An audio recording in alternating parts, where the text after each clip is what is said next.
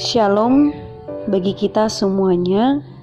Saya Mona Afrilia Sinaga, mahasiswi Sekolah Tinggi Bible Pro HKBP Lagu Buting, semester 7, melaksanakan praktek lapangan 3 dalam bermisi melalui media sosial.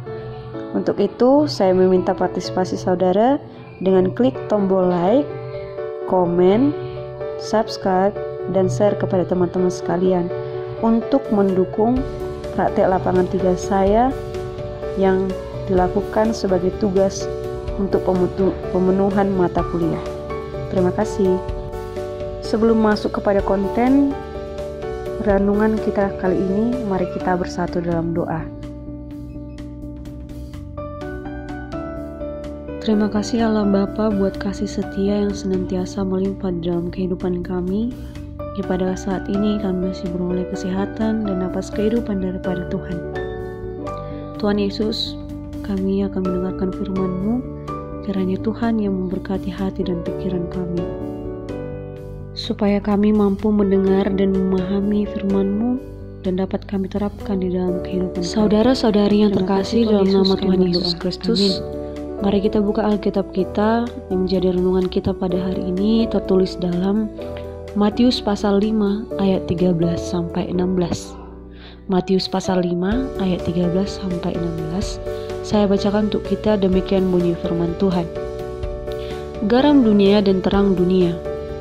Kamu adalah garam dunia. Jika garam itu menjadi tawar, dengan apakah ia diasinkan? Tidak ada lagi gunanya selain dibuang dan diinjak orang. Kamu adalah terang dunia. Kota yang terletak di atas gunung tidak mungkin tersembunyi.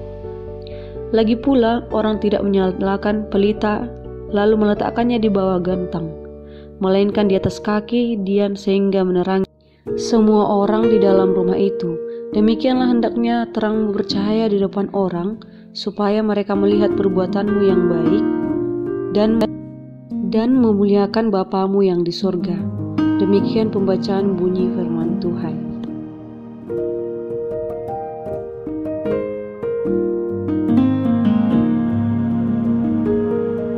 Saudara-saudari yang terkasih dalam nama Tuhan Yesus Kristus, judul konten kita kali ini yaitu Kamu Itulah Garam dan Terang Dunia. Perikop ini menceritakan pelayanan Yesus ketika ia berada di Galilea. Karena pengikutnya semakin banyak, para murid menemukan kesulitan untuk mencari tempat supaya pengajaran Yesus diperhatikan banyak orang.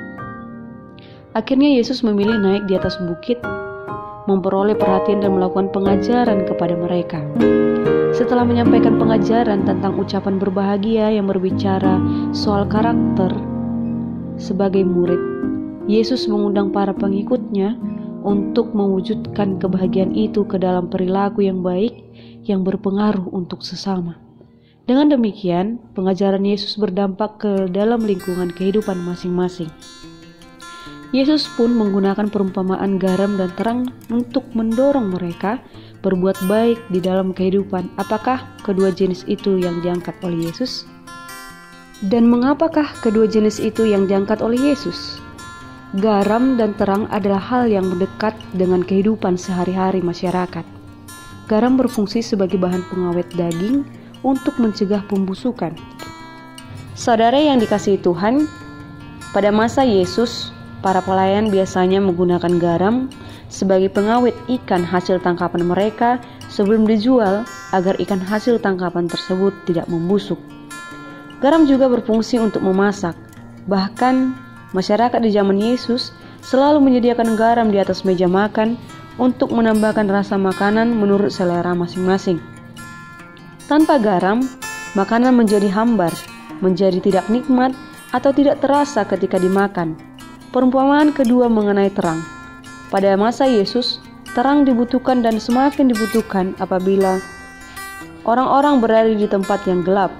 Jika mereka tidak menyalakan lampu lilin di rumah maupun jalan-jalan mereka, maka tempat tersebut semakin gelap. Bahkan lilin itu diletakkan setinggi mungkin agar terangnya menerangi.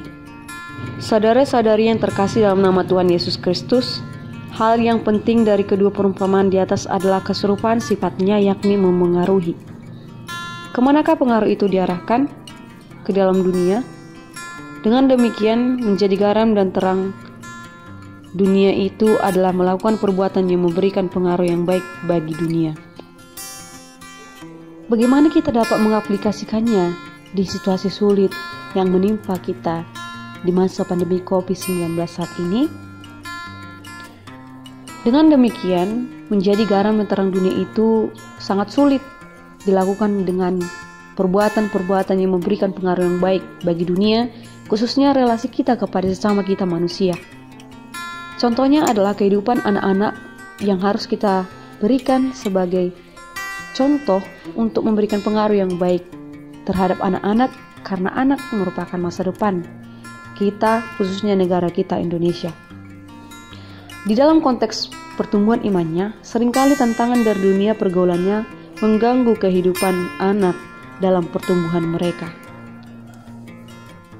Perubahan sikap, perilaku, dan kurangnya pertumbuhan iman anak membuat mereka kadang terjerumus kepada perbuatan yang bersifat negatif. Ekstrimnya, mereka mudah dipengaruhi oleh lingkungannya. Di tengah dunia yang memerlukan pengaruh positif, seringkali anak-anak malah berpengaruh negatif. Misalnya adalah mereka lebih asik bermain gadget ketimbang menolong teman yang sedang diejek, atau lebih suka menertawakan teman yang dinilainya jelek ketimbang mengajarinya untuk menjadi lebih baik.